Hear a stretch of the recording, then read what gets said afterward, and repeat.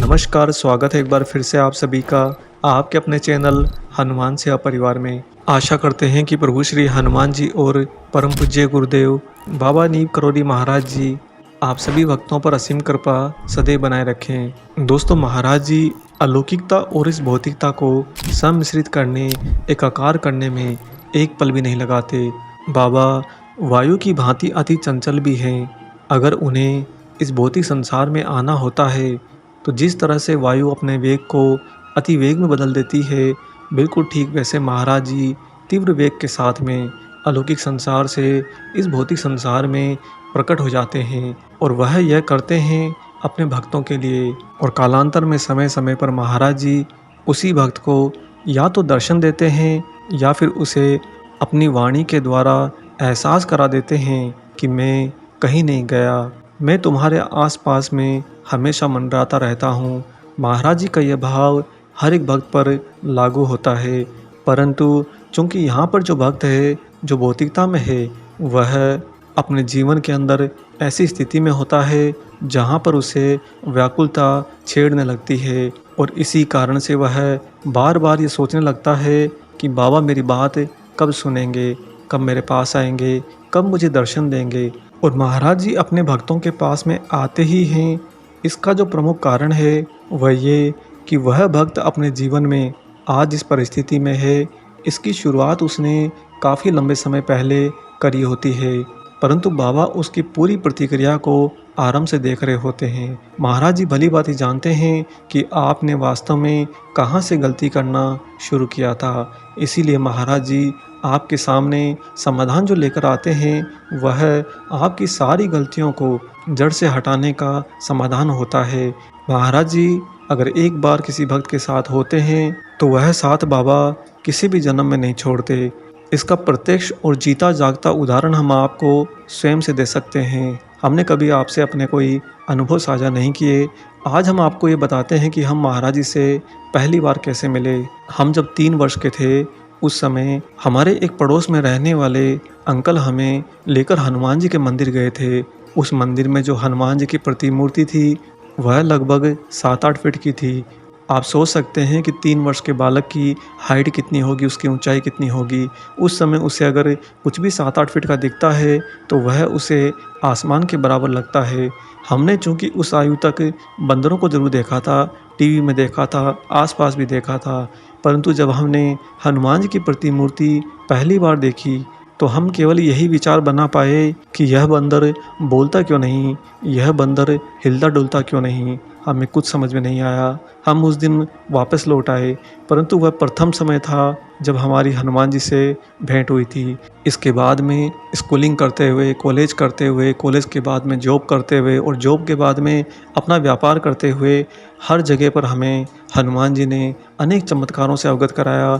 चमत्कार कुछ इतने ज़्यादा कर दिए कि हमें अब चमत्कारों में कोई भेद ही नज़र नहीं आता, ना ही कोई व्याकुलता होती है, ना ही कोई जिज्ञासा होती है। इस तरह से हम हमेशा हनुमान जी से जुड़े रहे और इतने वर्षों तक हमने कभी बाबा नीम करोली महाराज जी का नाम नहीं सुना था। कुछ वर्षों पहले की बात है, एक दिन अचानक से सुबह के 4 बजे पहले पहर में हमसे कुछ दूरी पर रखा फ़ोन अचानक से बजने लगा और उसमें एक भजन बजने लगा। हमारी एकदम से आँख खुली और हमने वहाँ से फ़ोन को उठाकर उस भजन को बंद कर दिया। लेकिन उस भजन की कुछ ऐसी ऊर्जा थी कि पूरे दिन भर वह हमारे मस्तिष्क में खटकता रहा। हमें एक चीज़ समझ में नहीं आ रही थी कि सुबह 4 बजे अचानक से दूर रखा हुआ फ़ोन कैसे चालू हुआ। पूरे दिन भर हमारा लगभग सरदर्द जैसा बना रहा, यही सब सोच सोच के कि ऐसा आखिर कैसे हुआ।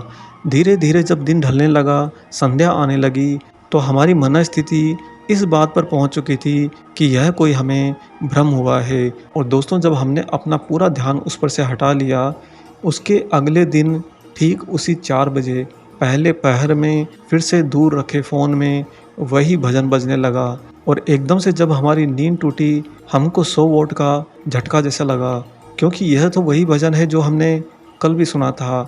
आज फिर से अचानक से फ़ोन में बजा है, ऐसा कैसे हो सकता है। हम एकदम से उठे, हमने फ़ोन को लिया और उस भजन को गौर से सुनने लगे। वह भजन किन्हीं गुरु की स्तुति कर रहा था अब तक हम हमारे जीवन में हनुमान जी के सानिध्य में थे, लेकिन अलौकिक गुरु से कभी साक्षात्कार नहीं हुआ था। अब हम जो आपको बताने जा रहे हैं, उसे सुनकर आपके भी रोंगटे खड़े हो जाएंगे। वह भजन जो लगातार पिछले 2 दिनों से सुबह के 4 बजे पहले पहर में अपने आप फ़ोन में बज रहा था, वह भजन था महाराज जी की विनय चालीसा। और फिर हमने जब बाबा नीम करोली जी के बारे में तलाशना शुरू किया, तो उस पूरे दिन भर हमें उनके बारे में बहुत कुछ बातें पता चली कि वह अपने भक्तों को स्वयं ढूंढ लेते हैं। हम जो कि बचपन से हनुमान जी के इतने ज़्यादा साथ में रहे हैं, उन्होंने पग पग पर हमारे साथ में बहुत चमत्कार किए थे और हमें भी उसकी आदत सी हो गई थी। अतः महाराज जी से हमें कोई घबराहट महसूस नहीं हुई, उल्टा हमें तो उनसे प्रेम हो गया था। उसके बाद में हमारा महाराज जी के साथ सानिध्य बना और एक दिन बाबा ने हमसे यह कहा कि तुम अन्य लोगों को इसी भक्ति मार्ग पर अपने साथ में सत्य से रूबरू कराते हुए आगे लेकर चलो। हम बस यह मानते हैं कि हमें एक माध्यम बना रखा है महाराज जी ने। यह तो हमने आज आपको कुछ बातें अपने अनुभव की कह दी।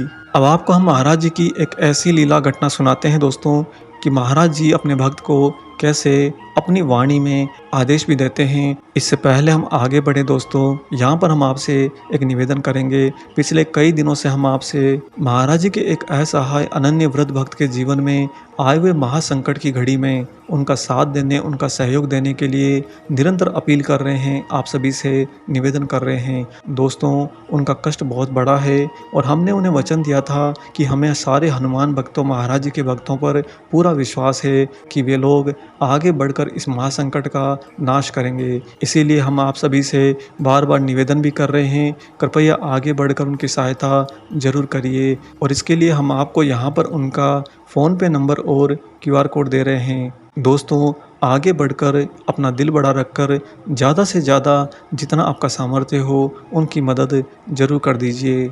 हमें आप सभी पर बहुत गहरा विश्वास है। आइए अब लौटते हैं अपने वीडियो पर और आपको सुनाते हैं बाबा की एक बहुत ही अद्भुत घटना। दोस्तों, श्रीमती रेवा शाह बचपन से ही बाबा की भक्त थी।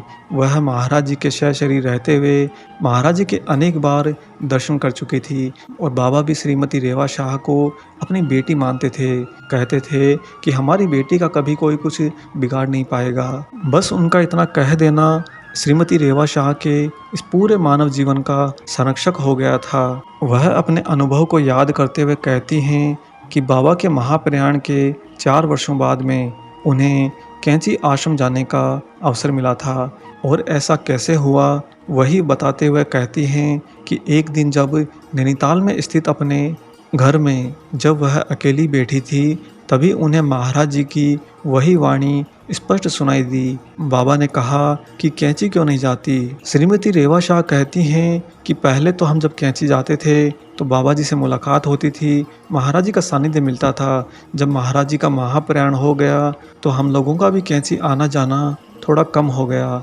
परंतु उस दिन जब मुझे बार बार महाराज जी की वही आवाज़ सुनाई देने लगी कि तू कैंची क्यों नहीं जाती, तब मेरा माथा ठनका।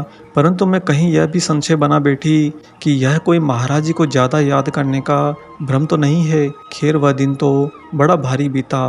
परंतु अगले दूसरे दिन फिर से महाराज जी की वाणी सुबह उठते ही मुझे सुनाई देने लगी।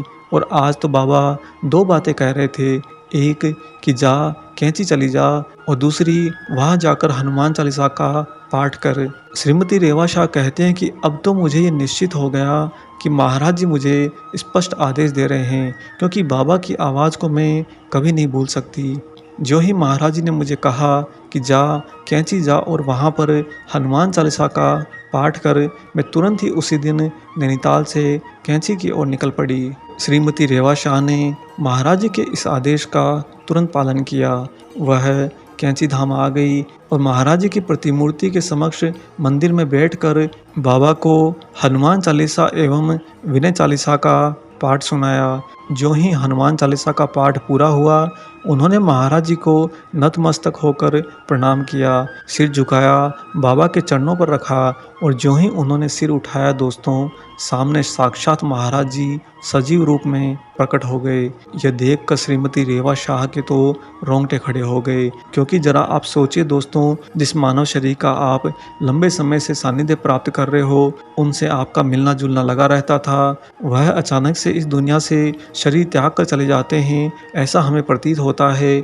और उसके 4 साल बाद में वह उसी मानव शरीर में हमारे सामने प्रकट हो जाते हैं। श्रीमती रेवा शाह कहती हैं कि मैंने बार बार आंखें मल मल कर देखा, सामने महाराज जी सशरीर बैठे हैं और मुझे देखकर मुस्कुरा रहे हैं। इस दृश्य से मुझे डर सा लगने लगा, अतः मैं तुरंत खड़ी हुई और बाबा के मंदिर से बाहर निकल आई। अपने मन को हल्का करने के लिए आश्रम के अन्य स्थानों में घूमने फिरने लगी, लेकिन जहाँ जहाँ भी आश्रम में महाराज जी का कोई भी चित्र लगा था, हर एक चित्र में बाबा सजीव होने लगे। हर एक चित्र के अंदर बिल्कुल जैसे मानव शरीर धारण करके बैठे हैं और मुझे देखकर बस मुस्कुरा रहे थे। श्रीमती रेवा शाह कहती हैं कि सुबह से लेकर शाम तक जब तक मैं कैंची धाम में रही, तब तक पूरा दिन भर जहाँ जहाँ भी महाराज जी का कोई भी चित्र या प्रतिमूर्ति होती, चाहे वह छोटी होती या बड़ी होती, हर जगह बाबा ने मुझे सशरीर दर्शन दिया। श्रीमती रेवा शाह कहती हैं कि महाराज जी ने मुझे एहसास करा दिया कि मैं कहीं नहीं गया हूँ, यहीं पर हूँ। इसीलिए तो पहले बाबा की वाणी में मुझे उन्होंने आदेश दिया, और जब मैं उनके आदेश का पालन करते हुए कैंची धाम आई, तो कैंची धाम में उन्होंने अपने उसी सजीव मानवीय शरीर को साक्षात प्रकट कर दिया। अब क्या भौतिकता रही और क्या अलौकिकता रही। हम भौतिकता में रहते हुए अलौकिकता की तरफ देखते हैं और अलौकिकता की ऊर्जा वहाँ से हमें देखती है, लेकिन महाराज जी तो वायु की चंचलता को धारण किए हैं, अतः एक ही क्षण में वह भौतिकता में प्रवेश कर जाते हैं और अगले ही क्षण वह वापस अलौकिकता में विचरण करने लगते हैं। दोस्तों, इसीलिए हमने आपको वीडियो के प्रारंभ में भी कहा था कि जब भी आप अपने जीवन में किसी भी परिस्थिति में होंगे, चाहे उस तक पहुंचने के लिए आप ही ने सारी गलतियां क्यों न करी हो, महाराज जी आपके पास आने में एक क्षण भी नहीं लगाते। बाबा आप ही के आसपास में मंडराते रहते हैं। वह वायु की तरह हैं और वायु तो वास्तव में प्राण वायु होती है। क्या आप वायु के बिना इस धरती पर जीवित रह सकते हैं? नहीं रह सकते। ठीक उसी तरह आप महाराज जी के बिना कभी नहीं रह सकते। बाबा हर पल हर क्षण आप ही के साथ होते हैं। हम महाराज जी से यही प्रार्थना करेंगे कि आप सभी भक्तों को भी बाबा ऐसे ही आदेश देकर अपने धाम तक खींच कर ले जाएं, और जो लोग आप लोगों में से हनुमान चालीसा विनय चालीसा का पाठ नहीं करता, बाबा उन्हें स्पष्ट वाणी में ऐसे ही डांट कर आदेश भी दिया करें। यह एक सत्य गुरु का स्वभाव भी होता है। आशा करते हैं आज का ये खास वीडियो आपको ज़रूर पसंद आया हो। वीडियो अगर अच्छा लगा है तो जाने से पहले से ज़रूर लाइक करें और साथ ही इसे सभी राम भक्तों हनुमान भक्तों से ज़रूर शेयर करें। मिलेंगे बहुत जल्दी ही एक और ऐसे ही नए वीडियो के साथ में। तब तक अपना और अपने माता पिता का संपूर्ण ख्याल रखिए और परम प्रभु श्री राम जी का निरंतर गुणगान करते हुए बाबा हनुमान एवं बाबा नीम करोली महाराज जी की निस्वार्थ होकर सेवा करते रहिए। जय सिया राम।